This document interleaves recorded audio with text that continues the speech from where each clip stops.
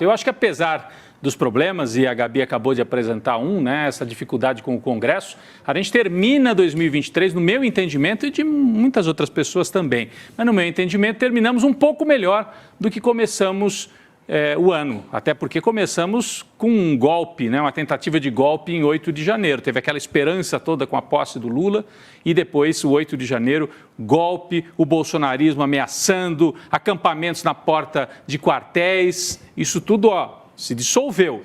Então eu queria aproveitar esse último programa antes do Natal e do nosso plantão de notícias entre o Natal e o Ano Novo para fazer uma espécie de balanço e depois a gente tocar, nós vamos voltar para as notícias do dia. Boa, Rodrigo. Então eu vou pedir licença para subir aqui até o nosso telão e fazer esse balanço. Bem, o governo Lula fez a leitura da correlação de forças que veio da eleição, uma vitória, vocês se lembram, com menos de 2 pontos percentuais de diferença, e não foi só isso.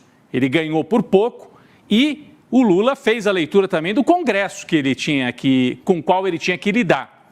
Na Câmara e no Senado, muitos bolsonaristas e uma bancada grande do chamado Centrão. A partir dessa leitura, o Lula aceitou fazer o jogo das concessões para o Centrão e para o mercado financeiro, dos dois campos. A gente não pode ter dúvida em relação a isso. Bom, era uma chapa de frente ampla, então já se sabia que não seria um governo de esquerda, nem de centro-esquerda nesse primeiro ano. Foi um governo de frente democrática, a leitura, do meu ponto de vista, correta do Lula. Então ele concedeu, fez muitas concessões, abriu espaço nos ministérios, de maneira, a gente pode dizer, até exagerada, porque alguns ministros que não entregam de volta votos no Congresso. Então cedeu para o União Brasil, para os republicanos, para o PP, partidos de direita mesmo, para tentar dar alguma governabilidade e atrair os votos que ele precisava no Congresso. Então essa foi a tática do Lula, concessão, concessão, mas não abriu mão de 2 pontos, e era aí que eu queria chegar. Para mim, essa é a leitura central. Não é que ele concedeu só para sobreviver. Quando você é bom político, você faz a leitura e olha, bom, não está fácil para mim, eu vou fazer a concessão, mas aqui eu passo uma risca no chão. E disso aqui eu não abro mão. Quais foram os 2 pontos que o Lula não cedeu? Desidratar o bolsonarismo via judiciário. Esse é o ponto número 1. Desidratar, enfraquecer numa espécie de aliança informal com o Supremo Tribunal Federal. Então, ponto 1, desidratar o bolsonarismo. Esse foi um dos focos do Lula nesse primeiro ano. Ponto número 2, estabilizar a economia.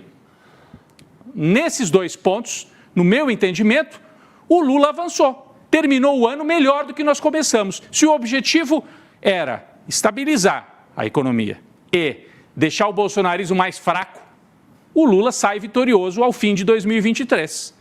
E, para mim, a gente tem 2 momentos, agora, em dezembro, que simbolizam esses 2 pontos dos quais eu acabei de falar. Primeiro, em relação a enfraquecer e desidratar o bolsonarismo via judiciário, a nomeação vitoriosa do Flávio Dino. A nomeação do Flávio Dino para o Supremo Tribunal Federal. Foi aprovada por margem estreita, verdade, por 6 votos só acima do que precisava. O Lula suou a camisa, apostou tudo, cedeu, concedeu em muita coisa, mas disso aqui ele não abria a mão. Por quê? Porque o Flávio Dino vai ajudar a fortalecer essa bancada no Supremo, que já tem Gilmar Mendes, Alexandre de Moraes, tem o Zanin mais discreto, que o Lula acabou de indicar, mas que também não cede ao bolsonarismo nas questões de política, e outros ministros ali do Supremo Tribunal Federal. Então, dezembro, o ano termina, o primeiro dos pontos, o objetivo é enfraquecer o bolsonarismo e enfrentá-lo via judiciário, está aqui, colhe uma vitória. Não importa que tenha sido por 6 votos de diferença, podia ganhar o jogo de 1-0 e ganhou. Está lá o Flávio Dino.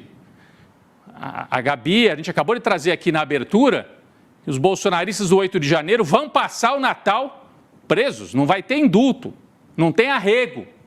Em relação a isso, o governo foi firme. E ele não está fazendo diretamente, ele está fazendo uma aliança É através do judiciário que isso está acontecendo. Mas tem o dedo, a mão do Lula. Ou ele não acabou de jantar com os ministros do Supremo Tribunal Federal para selar essa aliança, né, Chico? É ali na casa do ministro Barroso. Então, o Lula colhe uma vitória nesse primeiro dos pontos que eu disse. Ele não abre mão. Nomeação do Dino. Imagem simbólica. O segundo ponto, a economia. Estabilização da economia. Aí também tem uma outra imagem simbólica desse mês de dezembro e desta semana.